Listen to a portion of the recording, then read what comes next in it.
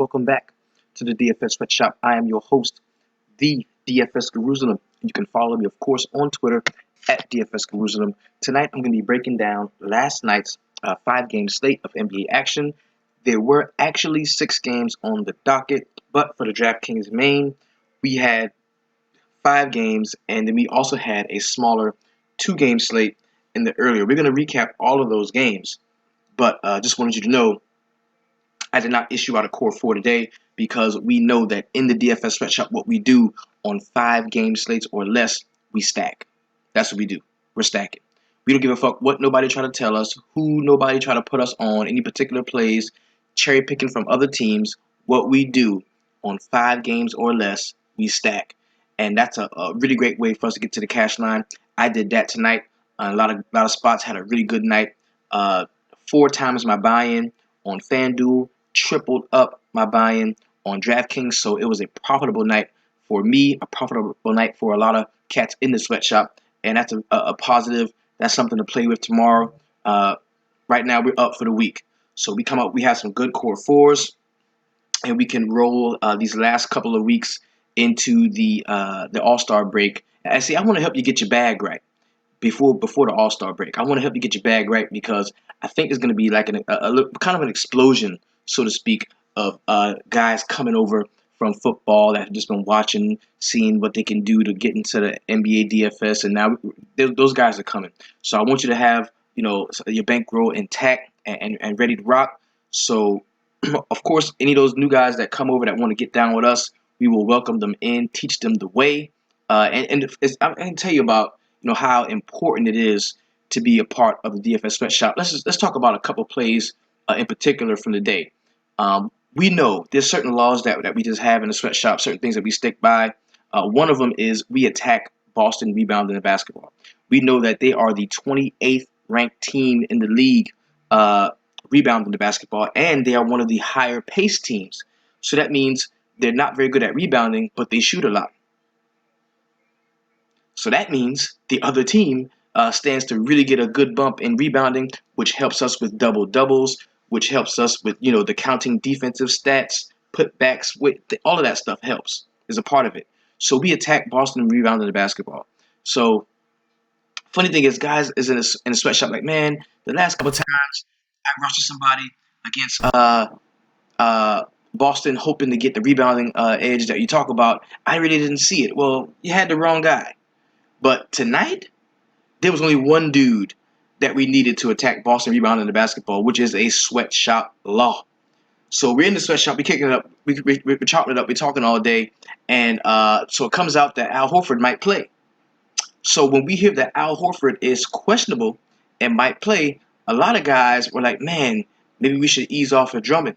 Well, this guy in the sweatshop, one of our really, really, really cool members, man, in the VIP, he says, look, Al Horford coming back is going to make a lot of people jump off of Drummond. But what they really don't know is this dude averages 20 and 20 against Horford, not just against the Celtics, but against Horford in general, dating all the way back to when he was in Atlanta. This dude averages 20 and 20 against him. So everybody in the sweatshop was like, oh, hell yeah, we on that. And that was a play that we all rolled with. Excellent play for us. And that's why it's so important to be inside of the VIP section in the DFS Sweatshop. But there's only one way to get there. You go to the website at www.dfssweatshop.com. You can register there upon your paid subscription. I will usher you into the Facebook VIP, and then you can get it on, understand all of the sweatshop laws, understand how we actually build rosters from the ground up, starting with our core 4s on slates 6 games or larger, how we fill out the rest of that together. And I cleared off some space, a lot of space this week, because I want to be with you as we roll into the All-Star break. So I will be doing the midday mix when the slates is large enough so I can explain the core 4 when I set one out and actually get into the roster building. I'm going to try to do some pre-lock stuff. So it's cranking up, because basketball is kind of going to be all we have until baseball comes in. So we are all systems go. We're rolling in full steam. So let's go ahead and jump into our regular formatting of the show. As you know, I did not issue out a core 4. We stack on these short slates. But let's go ahead and jump into the feature 4 players of the night. These are the 4 most talked about guys in the DFS sweatshop, in the Facebook VIPs, on Twitter, and as well as the desktop chat from the website. Let's go ahead and talk about the first play. This is the who dat scoring all them points over there play tonight. It can go to nobody other than Yogi Ferrell. If you needed that salary cap, that salary relief, that cap relief to pay up for other guys that you wanted to have on your roster and to really return on a small investment, this was the guy to go to at 21% ownership. So that's not that high for a guy that cheap in the spot that he was in. Coming off of the game that he had, that wasn't that high ownership. This is only a 5-game slate. So we're looking at average ownership being between 20 and 30% on key guys. This dude goes out and 3.5K, more than 10x value, 38.25 DraftKings points. We saw an excellent game from Yogi Ferrell, and I gotta wonder if this continues, if he has made himself a part of this team. We know that we haven't been seeing JJ Barea. They've been dealing with issues as far as injuries in the backcourt. Maybe this guy is the elixir to the problems they've been having. Next play we want to talk about is the how did I miss that play tonight? This is a guy who I didn't have anywhere. He was at 10% owned in some of the larger tournaments. 7.1K was the salary on him, and Ricky Rubio goes out and scores 50.5 DraftKings points. He fouled out of this game. The game went in overtime, but this dude fucking balled out, and I don't know how I missed that. For me, there was just so much value, or what I thought was better value at the point guard positions tonight that I just did not have him in any of my lineups, and that's why you, Ravishing Rick Rubio, are tonight's how did I miss that play of the night. The next guy we're going to talk about is the heat check player tonight. And for me, it can only go to one person, man. This is a guy that I was talking about. We talked about him on last night's show. I told you, get your Memphis stacks together. This is going to be a late night hammer stack. I like this stack all day. And this was the main guy that I really was trying to hang my hat on. And it was Mike Conley. He went out 26% ownership. A lot of us were on him. 7K was the salary. He goes out and scores 65.5 DraftKings points. An excellent game. Dude could not miss. I'm talking about the first half. He put up 40 some odd points. And a lot of times when a guy does that, the second half is not nearly as good, or he doesn't really get you where you think you're going to go. But he picked it up in the second half too. Had an awesome game, both halves. Really nice showing we saw for Mike Conley, and that is why you salute Mike Conley. You just moved up the list of my favorite point guards in the league, and you are the heat check player of the night. Now, you've got to talk about that one motherfucker, and he comes from the same game.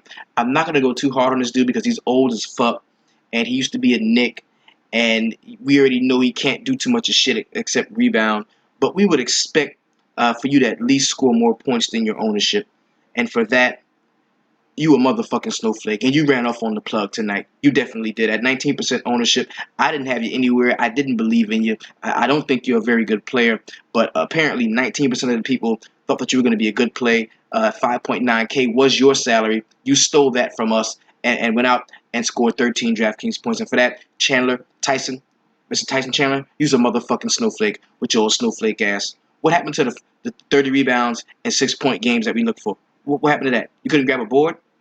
2 quick fouls early. You don't do shit for the rest of the game. Horrible showing for Tyson Chandler, and that is why you are a motherfucking snowflake, and I ain't gonna roster your ass again. That's it. I said it. I'm not. I'm done with Tyson Chandler. It's over. Let's move on with the rest of the motherfucking show. Okay.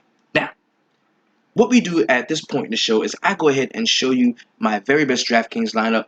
And this is just for the simple fact that, man, I want to be a trusted member of the DFS community. And I do that by telling you, hey, when you ask me questions, I get a lot of questions. People tweet me all day long, hit me up on Facebook, hit me up on Twitter, send me emails to the DFS Sweatshop Gmail, and I try to answer all of them. You're not bothering me. I love doing what I do. I am always here for you. Hit me up if you have any questions, concerns, or comments, period. Right? So, and when a lot of people, what they do is when you ask them questions, say 2 of you ask me the same questions. Who do you like in this situation? And I'll tell you this name. And then you ask me the same question and I'll tell you a different name. Because I'm going to be right. I told both of you some different shit. I'm going to be right at some point. A lot of people do that to try to protect their their image as being like this fucking smart guru motherfucker, but that's not me. I tell you the same shit. A bunch of y'all can ask me the same shit, tweet me the same shit, message me the same shit, and I will give you the exact same answer because that's just what I feel. I tell you what I feel. Am I always right? No. Am I a profitable DFS player? Yes, I am. So, that's why I show you my lineups, whether they're good or bad, just so that you can know that the guys that I'm talking about, the guys in my player pool, the guys that we talk about all day long are the guys that I'm going to be playing. So let's go ahead and jump into a quick look at my very best DraftKings lineup.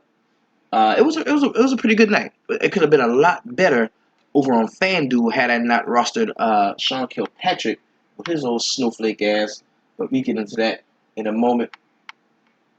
The cash line was kind of high tonight, but you can expect that with the lineups being so condensed on a 5-game slate. That's just something that just happens. There's kind of no way around that. And let's go ahead and open it up here. This was my very best DraftKings lineup. Now this lineup started out.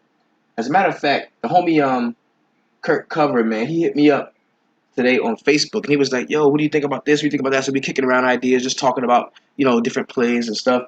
And what I was saying to him was, I really liked the Miami game, and I really liked the Memphis game.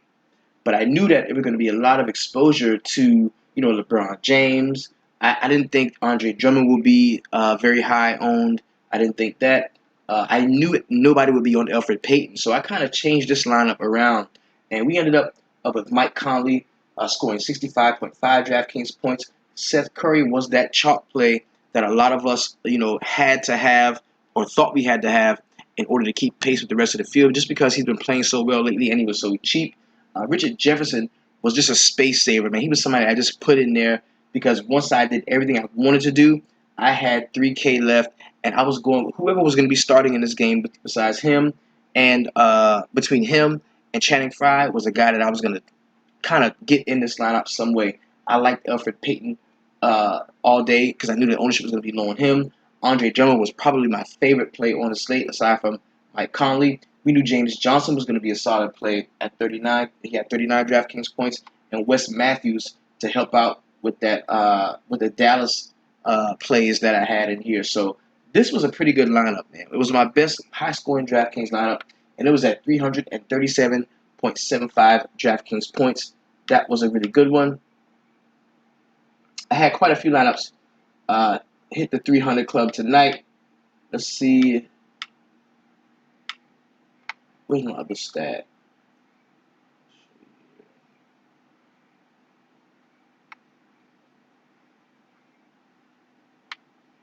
This was my favorite lineup. This is my favorite stack lineup.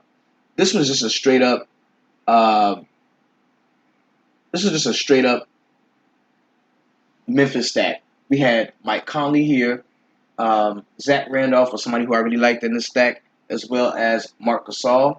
And this is the one I got Channing Frye in. I like Goran Dragic a lot today as well. I had Wesley Matthews with somebody who I was on, and I knew the ownership was going to be low on Jay Crowder, so we got him in there too. But Andre Drummond was a fixture. Andre Drummond and Mike Conley were a fixture in most of my lineups. The only guy that I had as much as them, I had LeBron in quite a few, but Drummond and Conley were fixtures in most of tonight's lineups, and that's why it proved to be a pretty decent night for me, and I stayed around the cash line in most of my lineups and was able, like I said, to triple my buy-in on DraftKings and 4 times my buy-in on FanDuel. So, pretty happy about that.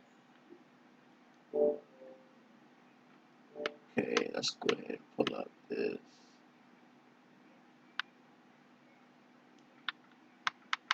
Let's get the logo back popping, baby. We need that.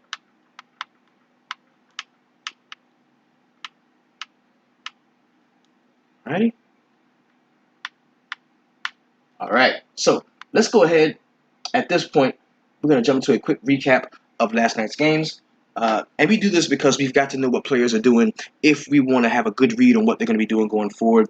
We're going to start with the first game on the slate. It was not a part of the DraftKings main, but it was a part of a smaller two-game set that we talked about earlier. We're going to start here in Philadelphia, where the 76ers were taking on and hosting the Sacramento Kings. Remember, last time this game was supposed to play in Philadelphia, the floor, there was condensation of some sort on the floor, and they could not play the game, and that fucked up a lot of lineups that day too. But let's go ahead and start on the Sacramento side, man. We saw a really nice game from Boogie Cousins. 32 minutes for him. He had 46 points and 15 boards with 5 assists. Also had a steal and a block. He only shot 6 threes this game, and he hit 4 of them, so that was pretty good. Really nice game from Boogie. He did foul out later into the fourth quarter, so he didn't get to finish that game, but it was a really nice showing from him. Willie Cauley-Stein off of the bench. He played 20 minutes and had 17 points, 3 rebounds, and 1 assist to go with a steal and a block. We saw a nice game from Ty Lawson. He didn't score much or rebound much, but he did have 11 assists. He had 3 points and 4 points and 3 boards in 27 minutes while shooting 40% from the field. Matt Barnes off of the bench in 22 minutes had 16 and 3 with 2 assists and 1 steal. And Aaron Aflalo sucks. That dude fucking sucks. He was lined up, I'm talking about squared up, to knock down the game-tying three-pointer to send the game into overtime, and he fucking bricked it, bro. That dude fucking sucks. And he used to play for the Knicks. I feel sorry for the Sacramento Kings for having that dude on their roster. And funny something I noticed is Malachi Richardson has taken any shot that we might have saw Ben McLemore being on this team and being a viable option. Like, that dude is lost in the rotation. He will never ever see the court again in Sacramento. We need to get rid of that guy because I think Ben McLemore is fairly talented.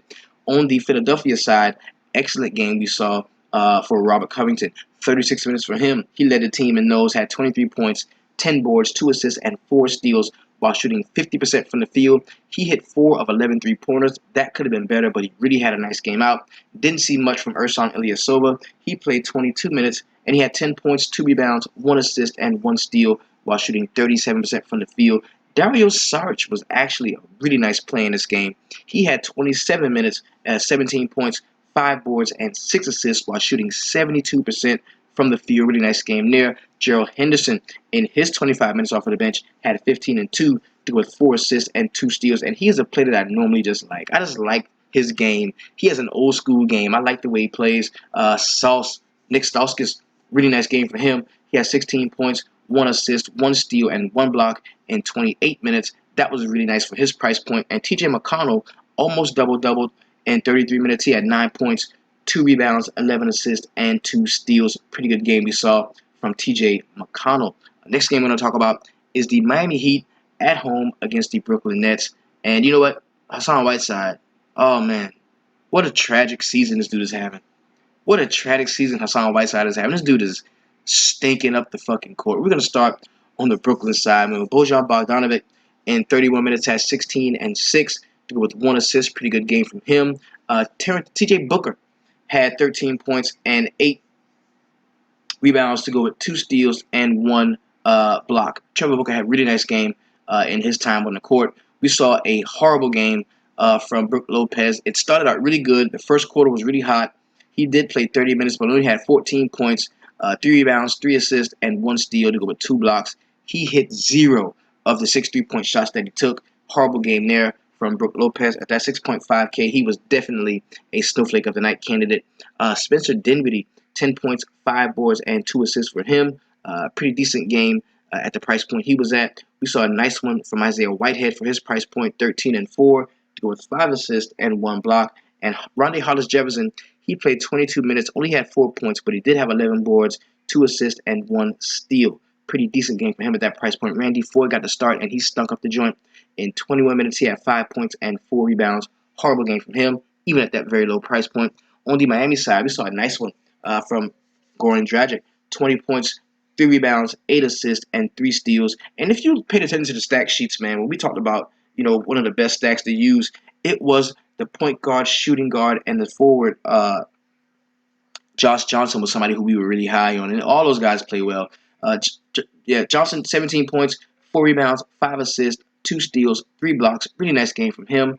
Tyler Johnson, in his first game back from injury, did not play well against the Nets. He only played 19 minutes and had 3 points, 1 rebound, and 1 steal. Hassan Whiteside, 30 minutes for him, 12 points, 9 rebounds, 1 steal, and 3 blocks. Not a great game there at all. And Dion Waiters continued his hot shooting streak, had 19 points to go with 6 boards and 9 assists, also a block in that game. He only shot 38% from the field. Could have been a much better game if he had shot closer to that 48% that he normally does.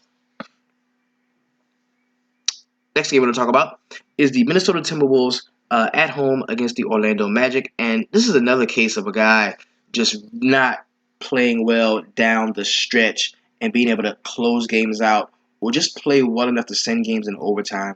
And Elfrid Payton, he did lead the team in scoring with 21 points, but he horrible shot selection the last couple of plays of the game. They ended up taking him out in the overtime. He didn't see very much minutes in the overtime. He finished the game with 30 minutes. He had 21 points, 4 boards, 3 assists, and 3 steals while shooting 52% from the field and 2 for 5 from 3. One of those being the last second 3 that he took that sent the game into overtime because he missed it. Aaron Gordon, 12 points, 6 rebounds, 1 assist for him. Not a great game there. Serge Ibaka doubled in 38 minutes. He led the team in minutes and had 17 points, 10 rebounds, 2 assists, 1 steal, and 2 blocks. He shot 43% from the field and hit 3 of 7 from behind the arc. Nikolai Vucevic, a really nice play for him. 37 minutes, he had 13 and 11 with 5 assists and 1 block. Pretty good game from him. CJ Watson, in 34 minutes, had 18 and 4 with 2 assists and 2 steals. We did not see much DJ Augustine. Only 22 minutes for him. He had 9 points. He had 5 points, 1 rebound, 3 assists, and shot 22% from the field.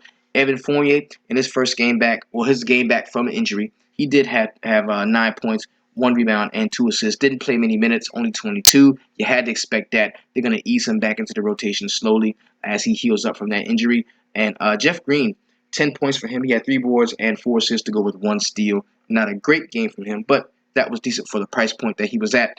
On the Minnesota side, we talked about how did I miss that play, man? And Ricky Rubio, 22 points, 8 rebounds, 8 assists, 2 blocks, damn near triple-doubled on him. He shot 43% from the field and hit 6 of 9 3-pointers. That was a career-high 3-pointers for him that he made. That was a very, very nice shooting game we saw from him from behind the arc. Karl Anthony Towns in 44 minutes had 23 points, 12 boards, and 7 assists to go with 3 blocks. That was a really nice game there. Andrew Wiggins, 27 and 3 to go with 5 assists, 2 steals, and 1 block while shooting 47% from the field and hit 1 of 3 3-pointers. The biggest disappointment in this game was without a doubt Zach LaVine. 11 points and 3 rebounds to go with 1 steal in 43 minutes. I mean, he was second on the team in minutes played and like 5th in scoring. Like he just could not put the fucking ball in the basket, and it was a horrible thing to watch. Gorgui Dieng, 32 minutes, he had 14 boards, but he only had 3 assists and 5 points while shooting 28% from the field. And as a big down there like that, you've got to have a better shooting percentage. You've got to, especially when you've got Ricky Rubio dishing out dimes to you left and right. It should have been a way better showing for Gorgui Dieng. Shabazz Muhammad in 22 minutes came off of the bench and had 10 points, 5 rebounds, and 1 assist while shooting 40% from the field, hitting 2 of 5 3-point shots. The next game we're going to talk about is the Boston Celtics at home against the Detroit Pistons. And the Celtics are playing really good ball right now. They just are. And you've got to recognize that Isaiah Thomas is matchup proof. He has missed the 4th quarter. He goes off in those situations, and today was no different. Marcus Morris, in his 35 minutes, had 13 points and 5 boards. Not a great game there. John Lua only played 26 minutes, and he had 6 points, 6 rebounds, and 3 assists to go with 2 blocks. Andre Drummond, we talked about him earlier. This dude went out and had a mammoth monster game. 28 points, 22 rebounds, 3 assists, 2 steals, and 2 blocks. Did it everywhere, shooting 63% from the field. He did miss 3 of the 7 free throw attempts that he had, but just everything else was just so excellent, man. We saw an awesome game tonight from Andre Drummond, and we talked about that all the time.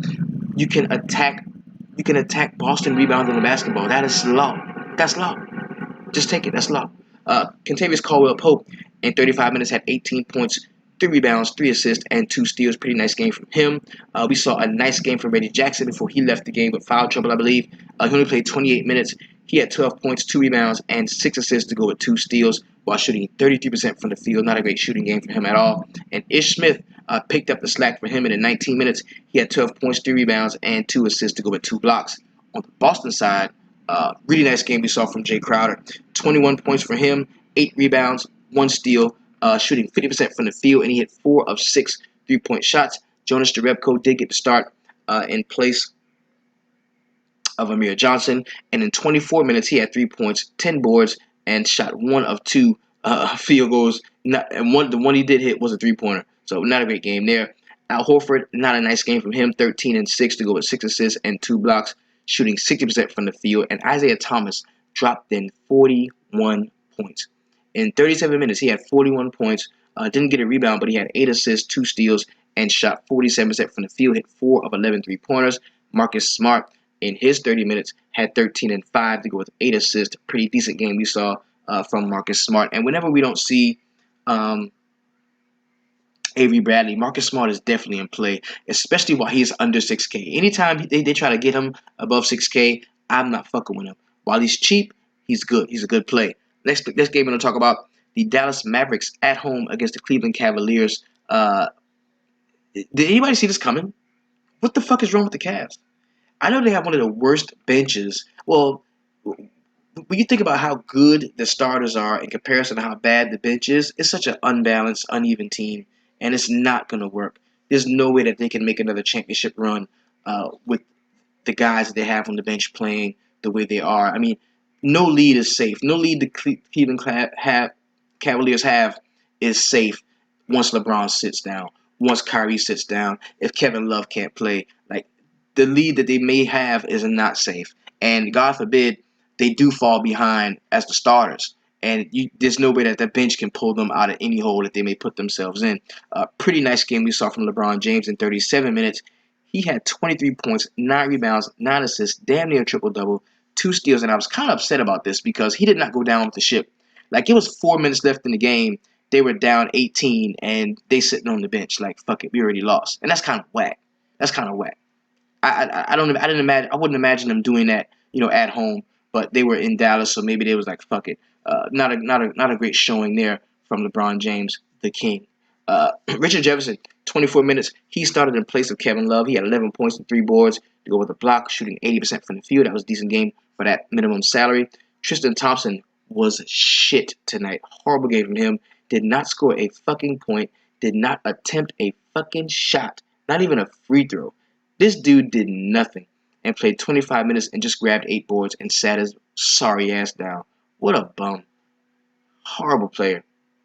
Kyrie Irving, 32 minutes, had 18 and 5 with 5 assists and 2 steals. Not a great game there. Channing Frye came off of the bench in 19 minutes and had 13 and 7 while hitting 3 of 6 3-point shots. Just a bunch of shit tonight for the Cleveland Cavaliers. Don't even want to talk about them anymore. On the Dallas Mavericks side, saw a nice game from Wesley Matthews at that 4.5K salary. 21 points for him. He had 4 rebounds and 2 assists. Decent game there. Harrison Barnes had 24 and 11 with 3 assists and 1 steal. Good game there from him. Dirk Nowitzki kind of shit the bed. 8 and 6 to go with 1 assist and 1 steal. Not a great game for him. And Seth Curry, not a great game for Seth Curry. But he was the chalk. Everybody was on him. In some tournaments I saw he was like 40% owned. So he had a massive ownership. But he didn't totally destroy you, but he just didn't have a great game like we thought we might see coming into this one. He had 16 and 5 with 4 assists while shooting 41% from the field, hit 2 of 6 3-pointers. Not a horrible game, but Yogi Ferrell balled out. 37 minutes for him. He had 19 and 5 with 3 assists and 4 steals, shooting 46% from the field and 3 of 6 from behind the arc. Dwight Powell poked his head in the game and had a really good one. 14 points, 8 rebounds, 2 steals, and 2 blocks, shooting 54% from the field. Good game we saw from Dwight Powell. Next game we're going to talk about, and the last game on the slate, was the Phoenix Suns at home taking on the Memphis Grizzlies. We all thought this game was going to be bad. We thought, well, a bad game for Phoenix. I didn't think anybody that I had spoken to was seriously contemplating rostering Eric Bledsoe in this game. This team is a really good defensive team. A really good team defense is the Memphis Grizzlies, and I just didn't see any one guy from Phoenix really getting off on them. But we're going to start on the Memphis side, where Chandler Parsons continues to waste minutes, 20 of them. He had 2 points, 2 rebounds, 2 assists. The guy, he needs to just sit down until he's ready and healthy to play. He looked bad the entire time out there on the floor. Marc Gasol in 28 minutes. They didn't need much from him, but he had 18 and 6 to go with 3 assists, 1 steal, and 2 blocks. Tony Allen filled up the stat sheet. He only played 19 minutes, but he had 8 points, 5 boards, 2 assists, and 2 steals while shooting 44% from the field. Mike Conley, we talked about him, the heat check player tonight, dropped 38 points, man, hit 7 of 10 3-point shots, grabbed 6 boards, dished out 9 dimes, had 2 steals, an awesome game we saw from him. Zach Randolph off of the bench had 18 and 6 to go with 1 steal while shooting 61% from the field. And he did hit 2 of 3 3-point shots. Not much else we saw from the Memphis Grizzlies. And now that we have talked about them, let's go ahead and break down the Phoenix side, man. Marcus Chris, this kid is really good. He's really good, and they need to unleash this man. 34 minutes for him. He had 20 points and 6 boards to go with 2 steals and 1 block, shooting 66% from the field, and he can stroke it from 3. He shot 2 of 4 from the 3-point line. That's pretty good. Pretty good. Devin Booker had 22. He led the team in scoring. Also had 6 rebounds and 2 assists to go with 1 steal, shooting 30% from the field. 6 of 20 Devin Booker shot tonight. Not a great shooting percentage for him, which really affected his overall DraftKings score. Eric Bledsoe could never really get it going. In 31 minutes, he had 14 and 5 to go with 4 assists, 1 steal, and 2 blocks while shooting 27% from the field. And this was just a horrible shooting game for the Phoenix Suns as a whole. Not a great game at all. PJ Tucker was kind of promising, but he ended up getting ejected after a foul call went against him, and he just had it with the officiating, and he really got pissed off. And you could tell the blowout was wearing on him, and it was opening up as this was going on. He finished with 11 points, 2 boards, and 1 steal in his 25 minutes. Now that we've recapped last night's games, let's go ahead and jump into a quick player pricing. And we do this so that we can establish that initial player pool in our heads, guys that we can say, hey, I'm playing him, or hey, I'm not fucking with that dude right there, as we often do sometimes in the sweatshop. Let's go ahead and open it up.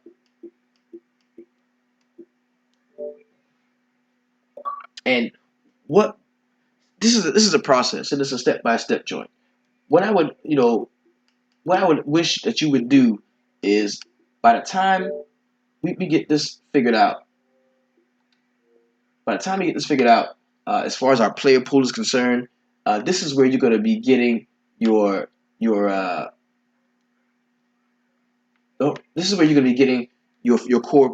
players from.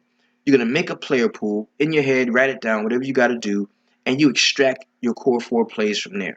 And the importance of that is so that you can streamline your lineups to where you're not all over the place. Because you listen to these podcasts and all of these talking heads in the industry, and they tell you every name in the book. I like him, I like him, I like him, I like him, I like him, I like him, I like him. And of course they like all these guys because they're running 150 fucking lineups. They can afford to like everybody. If you're a regular guy like me who has a job and a wife and children and family, you play this recreationally for fun, and you want to make money as well. But you can't afford to roster every fucking player on the slate, especially on a 10-game slate. That's why we stack on the 5-game slates, because we can box their ass in. And that's why stacking is also an option on a 6-game slate, because there's not too many places that the Sharks can hide. There's not too many players they can buy that we don't have access to on the smaller slates. And that's why we stack. So let's go ahead and open this up. Tomorrow we've got 6 games total. They all tip off at 7 o'clock. We've got 2 games in the later. You've got 2-game turbo as well as a 3-game late. Now, if you like the 3 late games, make a lineup in there, throw that motherfucker in the main. I'm telling you, it works. It is a viable strategy. We use it here in the sweatshop. Let's go ahead and open that up and jump into the player pricing preview so we can get a good read on who we like and who we don't. Now, we can automatically see we've got 2 of the usual suspects here. Now, we've got Russell Westbrook and James Harden are the highest priced guys on today's slate.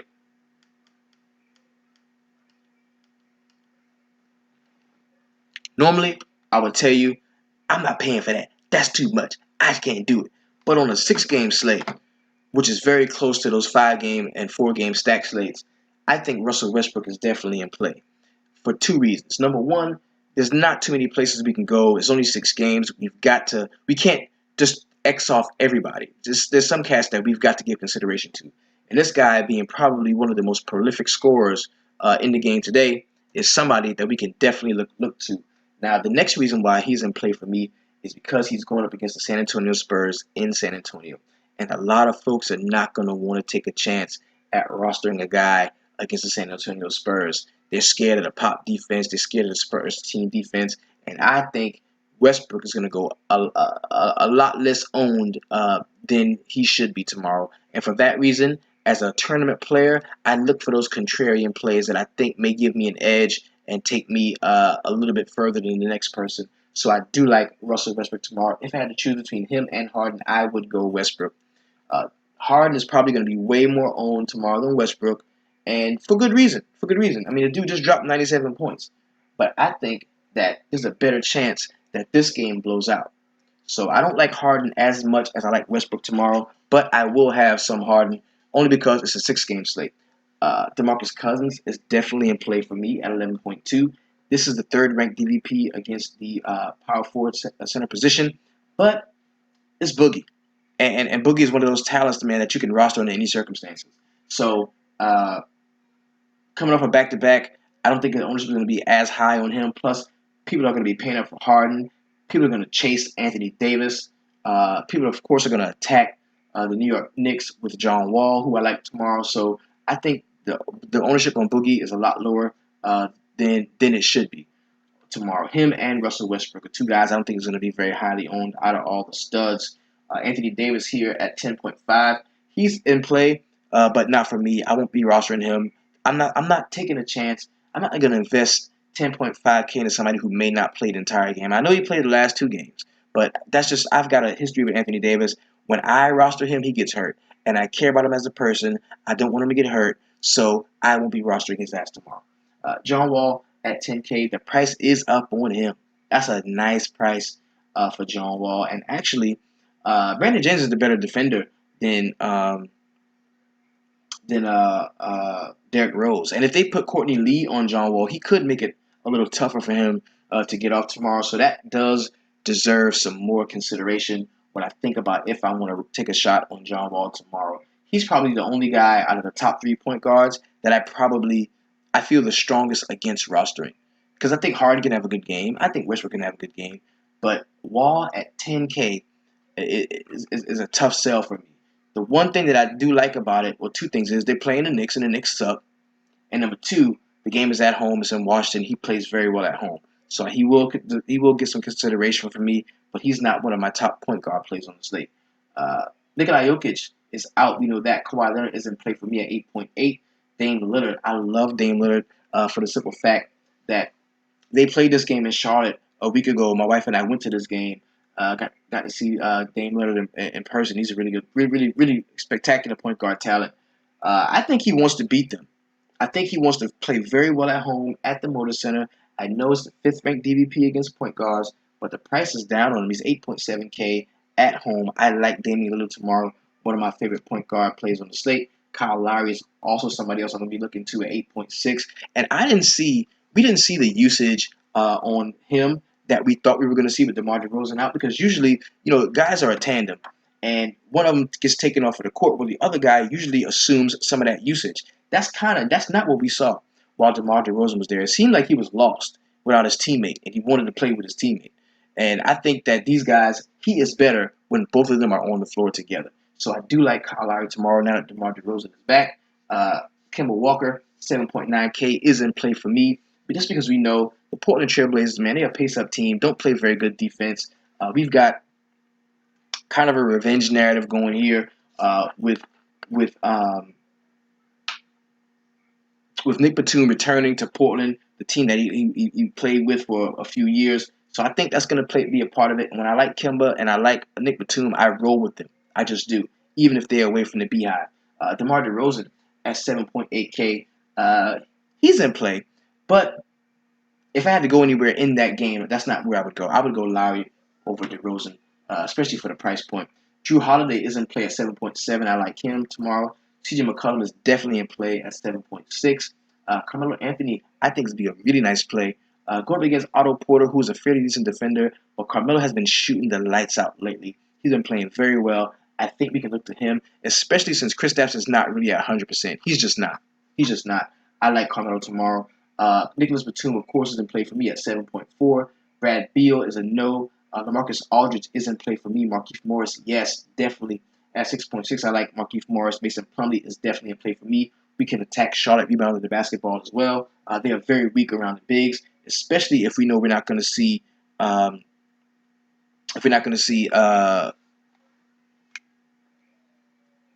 Cody Zeller tomorrow. Sorry about that. Otto Porter's in play at 6.4. Seeing Carmelo Anthony defense, yeah, give me that.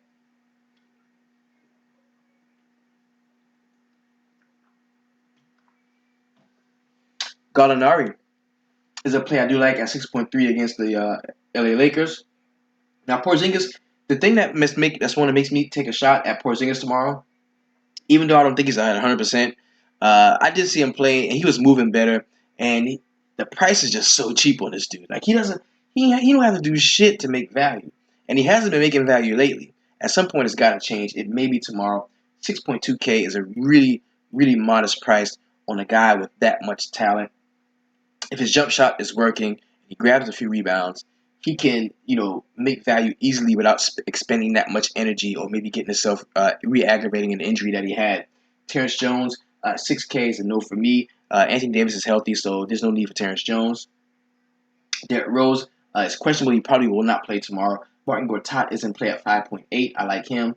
Julius Randle is a no for me. Jameer Nelson, he is in play at 5.6 if we don't see Emmanuel Mudiay. Now, the price is up on him a little bit, but this is one of the worst teams in the league against point guards, man. So we can definitely look to Jameer Nelson. Norman Powell, that stuff is over. He's not even like the top option off of the bench anymore. When DeMar DeRozan comes back, it's not about Norman Powell anymore. It's about Terrence Ross if you want to look to like a six-man. Him and Corey Joseph. Vic Oladipo is in play at 5.5. I probably will use him in an Oklahoma City stack in a roster where I do have Russell Westbrook. David Lee is in play at 5.5 for me. D'Angelo Russell, if he does play, I kind of like him at 5.5. The price is very cheap on him. And if he plays, and we know he's going to get a full allotment in minutes, especially if he starts. If he starts, I like him. Lou Will, 5.5. The price is down. Yes, give me some Lou Williams tomorrow. Wilson Chandler, if he does play, I do like him. Jonas Valanciunas can be in play at 5.4. Steven Adams, the only center option they really have right now. Not that your chair punching dumbass it broke his forearm and can't play. Steven Adams is in play for us tomorrow. Kenneth Faried, if he plays, I don't like him. I hope he doesn't. That means we get more minutes for one of the Denver bigs. Darren Collison, now he had a shitty game out last time. Sip of the burger.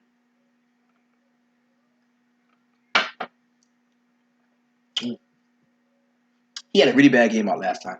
So I don't think the ownership is going to be where it should be. And I like him tomorrow. I do. Because a lot of times when they bring Ty Lawson in, he moves over to the 2. So James Harden is going to have the responsibility of guarding him, while Pat Beverly is guarding Ty Lawson.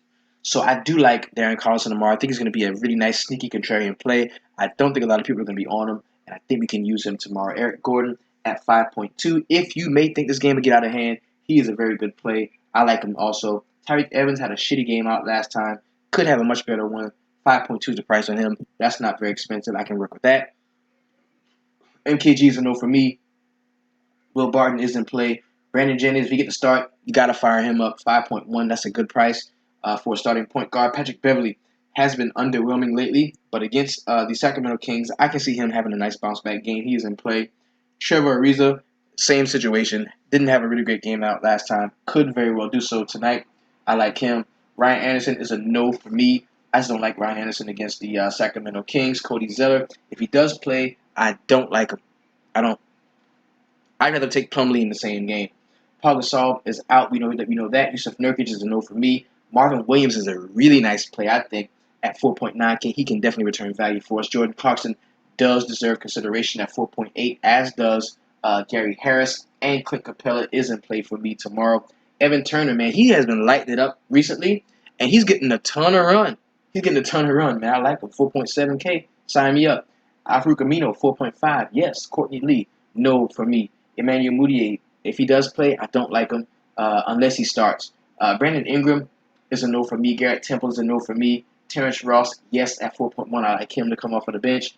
Tony Parker, if he does get the start, I do like him. The price is just too cheap on Tony Parker. This is a Hall of Fame caliber player. Like, this dude's a heady, veteran, savvy guy. 4.1K is too cheap if he does get the start tomorrow. Ty Lawson, I like him at 4K. I think that's something we can take consideration. Solomon Hill is a no for me. Jeremy Lamb is a no for me. Nick Young. You can go to Swaggy P at 4K. You can. And Hernan Gomez, I wish we could really gauge what the fuck the center minutes are going to be like for the New York Knicks, because you never know who it's going to be. Is it going to be Noah to go out and score 40 points? Is it going to be Hernan Gomez to get 30 minutes? Is it going to be Kyle O'Quinn that's going to get 30 minutes? It's so hard to figure that shit out. I do like Sam Decker at 3.9K and DeMarre Carroll. The price is down on him. He is going to be starting for the Toronto Raptors. I do like him at 3.9. Allen Crabbe can come off of the bench and play well. Frank Kaminsky, if we don't see Cody Zeller, I do like Frank Kaminsky tomorrow. Matt Barnes at 3.8 is really not in play for me. Nogueira is a no for me. Marco Bellinelli, if we see Jeremy Lamb tomorrow, I don't like Marco Bellinelli as much. Danny Green is a yes at 3.8. Maurice Harkless, 3.7. The price is very cheap on him. I think we can use him. Patty Mills is a no for me. Luol Deng, yes at 3.7. He's starting. 3.7. Luol Deng, I like him. Remember that play tomorrow. I think it's going to be a really nice play. Corey Joseph is a no for me. Andre Roberson is a no. Joakim Noah at 3.5. You gotta look to him. After what he did the last game out, the Knicks played. That's gotta bode well for you. For somebody who's looking for a cheap option like a center punt, we can look to Joakim Noah tomorrow. Omri Caspi, no. Montrezl Harrell, 3.5. If he does get the start, I do like him because he could play a ton of minutes. We know the last game out, Nene was available, suited up to play, and never touched the fucking court. They ran two centers the whole game. It was Montrezl Harrell and it was Clint Capella. We didn't even see Nene. So he's definitely in play for me tomorrow. Etuan Moore, 3.5, no. Pat Patterson, 3.5, yes. Manu Ginobili, off of the bench, 3.5. He's definitely in play. Dwayne Dedmon is no for me. Jamal Murray is questionable. If he does play, I do like him. He gets solid minutes off of the bench, and he's very cheap. This is one of my favorite center plays on the slate tomorrow. As far as value, Ivica Zubac, we've got to look at him. They love him in LA. He's becoming like a fan favorite. And anytime that happens, man, it's happening for a reason. This guy can really ball. I like him tomorrow. Kelly Oubre is in play at 3.4. Kyle Quinn is in play at 3.4. Aaron Aflalo, he's like one more missed shot from being dead to me. I will never roster that dude. Donatas Montenunas is a no for me. DeJounte Murray is a no for me. Unless we get popped and we find out that Tony Parker's not playing and he's starting, I wouldn't fuck with him. Nene, 3.3. Now, he didn't play last game, but the price went up on him. That's weird. Tim Frazier, 3.3 is a no for me. Let's find a guy at 3K that we can use. Jeremy Grant is seeing an increased run off of the bench with the addition, the injury to Enes Kanter. But let's see what we can find. Kuzminskas at 3K is somebody we can definitely look to.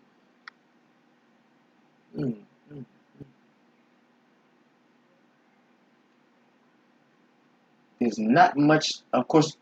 Willie Cauley-Stein, Costa Koufos off a back-to-back. We may see some extra minutes for those guys, as Boogie did play a lot over the last few games. Langston Galloway is somebody we can look to at 3K. There are a couple of 3K options that we can definitely look at tomorrow. But now that we've kind of gone through the player pricing, and Noah Vonleh, 3K, I like him. Now that we're going over the player pricing, let's go ahead and jump into the point total and the spreads for tomorrow's 6 games. Let me do this because once we've developed a player pool in my head, because my player pool is right here. I already got it right now. Like, I already have a great idea of what I want to do tomorrow and who I'm not playing, who I'm already kind of fucking with in a sneaky way. I've already got those lined up in my head, ready to put those down on some paper. And this is the first time that I see this. Like, the games just ended. I watched every game, and then I jumped straight in and and do the show for you all. And we were watching this together for the first time. This is the first time I'm looking at this. I'm sure when I'm taping the show, you're probably watching it on your phone or on your PC, your tablet, or whatever. But this is my first time seeing this. You're getting my first reaction to it, and that's why I go back and I rewatch the show and I build lineups according to what I thought when I first saw it. So let's go ahead and jump into the point totals tomorrow. The first game we're going to talk about is my New York Knicks going to Washington to take on the Wizards in the nation's capital. Now, my dad, he lives in Landover, Maryland. And a lot of times during football season, he gets tickets. He works at the post office, and he might get tickets to go to the Redskins and the Giants game. We go every year, and sometimes I might roll up there, and we hit up the Washington Wizards game when the Knicks come to town. And he asked me if I wanted to go, but we just got back from Atlanta. Money is tight. So I was like, nah, Dad, I'm going to have to catch you on the next go round. But I will be watching this game tomorrow as I am off from the restaurant. This is my New York Knicks going to Washington, to the nation's capital. It is a 216.5 point total, with the Washington Wizards being the home favorite. They're giving up 8 points to the New York Knicks. That's not a big spread. It's not enough to where I can say, oh, man, I don't want any part of this game. It's going to be a big blowout, because it's really not. Some guys I like on the Knicks side, I think Carmelo Anthony has a nice game against Otto Porter, as does Otto Porter. I also think we can see a really solid game from Kristaps Porzingis at that price point, because I'm telling you, Markieff Morris is one of the worst defending bigs in the league. As a matter of fact, the more I talk about it and think about it, the more I'm starting to like Kristaps Porzingis tomorrow. I think he's going to be a really good play, because the price is so cheap on him, man. The dude can drop 40. And at 6.2K, you get 40 points from a guy on a 6-game slate that's low owned because he hasn't been performing very well. I think Kristaps can be a really nice play tomorrow. Also, you can look to Joakim Noah if you want to try to guess what's going to happen at the center position, which I'm not very prone to do on a slate this small. Like, it's only 6 games, so if a miss is a miss. You can't afford to miss, because it's going to be very hard to make that up, because a lot of other people will not miss the same way you did. If you do roster Joakim Noah, he probably is going to be under 10% owned, and if he snowflakes and doesn't do shit, even though the price is very cheap, it won't hurt you as much, but this is not a great decision, I think. There's enough good centers at similar price points to where you don't have to take a chance on Joakim Noah tomorrow. We talked about John Wall already. I mean, he's John Wall. He can go off for 70 whenever he wants to. He can. But, you know, that 10K, man, the 10K is just a lot, because you're asking him for 60. You're saying, hey, John, 60. And I don't know if he can pull that off tomorrow. I don't know if he'll have to do it against the New York Knicks tomorrow. So I do like Carmelo Anthony. The price is still fair on him. Like we said, I like Porzingis. We can definitely look to Courtney Lee in this matchup. I like him. Courtney Lee defense against John Wall is probably it could restrict John in some ways. But do I like Courtney Lee? Do I like Courtney Lee tomorrow? Going up against maybe some Bradley Beal defense. Bradley Beal's a pretty good defender. I think I like Courtney Lee tomorrow. I think I like Courtney. We can go there. Brandon Jennings, of course, is in play. If Derrick Rose does come back and he gets to start, I don't like him. If he doesn't play, then Brandon Jennings, of course, we can go to him. Martin Gortat is also a decent play. The price is down on him still. I think he can be a solid play against the New York Knicks.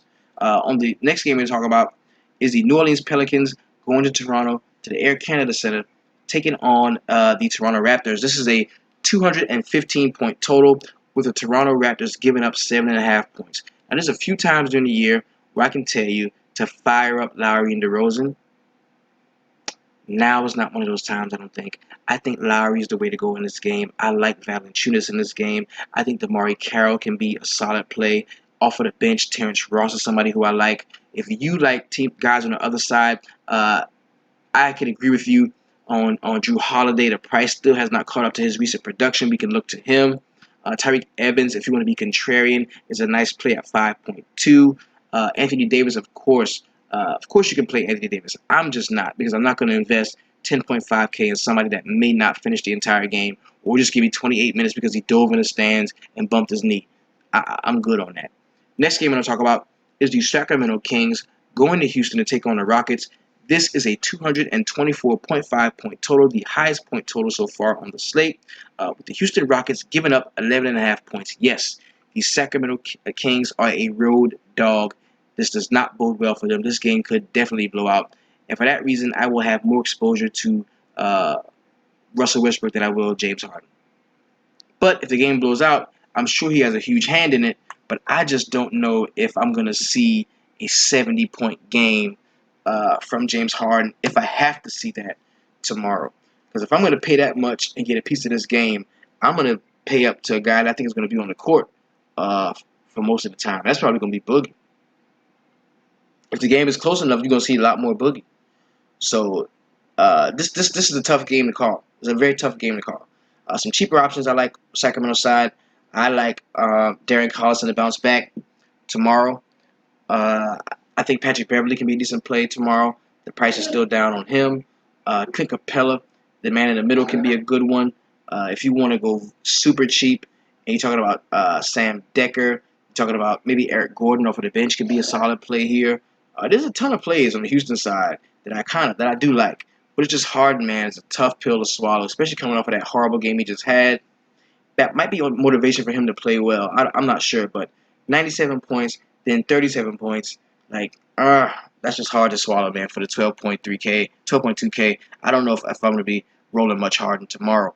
Next game I'm going to talk about is the Oklahoma City Thunder going to San Antonio to take on the Spurs. This is a 211-point total. Do not be afraid to roster Russell Westbrook tomorrow. Yes, I said it. And this is not something that I like to do a lot. But do not be afraid to roster Russell Westbrook tomorrow. The dude is one of those talents that is matchup proof. It just does not matter. And the best thing about Russell Westbrook, which is not really good for the Oklahoma City Thunder, is the rest of the team fucking sucks. And if they're going to do anything, if they're going to be competitive in any way, shape, or form, it is because this dude is going out night after night and trying to put up a triple-double. This dude is trying to put up a triple-double. He's just trying to do it. That's what he wants the season to be about, is I average a triple-double. So I'm going to get a piece of that tomorrow. I like him tomorrow. Uh, Kawhi Leonard is definitely in play in this game. LaMarcus Aldridge as well. We talked about Tony Parker. The price is very cheap on him, 4.1K. If he does get to start, I do like him. Even if you give me 25 minutes, that's all I need. That's all I need from Tony Parker. Give me 10 points, 8 assists, a couple rebounds, and a steal, and I'm good. I'm good to go. So I think we can look to Danny Green as well in this game. But Vic Oladipo is a really nice play too because he's a very good defender. So that's why I think Danny Green's usage is going to be up because we're going to see a lot of Vic Oladipo. We've got to see a lot of Vic Oladipo if we want this game to be competitive. If Oklahoma City wants this game to be competitive, they're going to have to roll a lot of Westbrook, a lot of Oladipo, and a lot of Steven Adams, who is also a play for me too. Next game I'm going to talk about is probably my favorite game on the slate, one I would definitely be tuned into and have a great deal of guys invested in this game. It is the Portland Trailblazers at home against the Charlotte Hornets, who I love so much. The Portland Trailblazers are giving up 3 points. Yes, the Charlotte Hornets are a 3-point road dog. This is the closest point total on the slate right now. 214 is the actual point total, and you gotta like a lot about this game. You talk about Nick Batum going back to Portland. Talk about Kemba seeing one of the league's most underwhelming perimeter defenses. You're talking about Marvin Williams at that very cheap price point for what he brings to the table. You talk about Dame Lillard, wanting to be considered one of the best point guards in the league, being at home at the Motor Center where he does work magic sometimes. I think we are in store for a Dame game tomorrow. That's why I like him a lot. CJ McCollum is also in play for us as well. I like Mason Plumlee in this game a lot, as well as Al-Farouq Amino. Those are the guys who I really like. And you can't forget about Evan Turner. He has been seeing a tremendous amount of runs, so he will be in my player pool tomorrow. The next game I'm going to talk about, and the last game on the slate, is the Denver Nuggets going to LA to take on the Lakers. This game does not yet have a point total associated with it because we know there are some injury concerns here. On the Lakers side, we're not sure if we're going to be seeing D'Angelo Russell tomorrow. If we do and he gets to start and they say he's fine, he's cleared the place for a lot of minutes, I'm okay with that. We talked about Luol Deng, who I kind of like because his price is so cheap on him. I like Ivica Zubac. I would roster him before I would roster Timothy Mozgov. Julius Randle is somebody who's been dealing with an injury lately, so we need to check up on him, make sure he's going to be good to go. Larry Nance has come back off of his injury and put up some solid points in in a short amount of minutes. So we can look at his minutes increasing steadily going into the rest of the season. So we can definitely look at him tomorrow. On the Denver side, we got some injuries there. Nikola Jokic is out. He probably won't be back for the rest of I think till like Thursday, or will probably be the next time that we see him. Moutier is questionable, but if he does get the start, I still don't like him. I don't like him. Jameer Nelson is more in play for me. They just believe more in Jameer Nelson right now than they do Emmanuel Moutier, and he's not been playing well. Even when he wasn't hurt, he just wasn't playing very well. I like Danilo Gallinari against the Lakers. He always shows up and plays well against them, as well as you look at the bigs, man. You're looking at Darrell Arthur. You're looking at maybe some Yusuf Nurkic, Kenneth Faried, who is questionable if he does play. You're looking at him. Not too much to like on the as far as the Denver front court. Now one player to watch is going to be Wilson Chandler, because if he does play, he can see some really solid minutes. Will Barton is also in play. Lou Williams is in play on the Lakers side, as well as Jordan Clarkson. So there's a lot to like in this game. I think that if you were to stack the late and throw it in the main, you would not be disappointed. If you stack either the 2-game late or the 3-game late, you would not be disappointed at your showing, because I think those are going to be well over 300. Both of those, the late slates, I think are going to be well over 300, and I think they're going to eclipse the scores in the main. I really think they will. The cash line will probably be a little higher in the later slates, so use that as a strategy, definitely. All right, now this has been your DFS Jerusalem. You can follow me, of course, on Twitter at DFS Jerusalem. Damn, it's getting late. Hit the website up, www.dfssweatshop.com. That's where you will receive all of the tools, everything that we have to offer you. You will be ushered into the Facebook VIP groups where we in there working. I'm going to be doing some midday mixes as well as taking you through the lock. So jump in there, man. Hit the website up if you want to support me. If you want to support the movement, you can definitely do that. There's a box over here that says support the show. Click that box. Let it take you where it needs to take you. This has been your DFS Jerusalem. Follow me on Twitter at DFS Jerusalem. Signing off. The number one thing that I really want you to do in the sweatshop is keep it 300.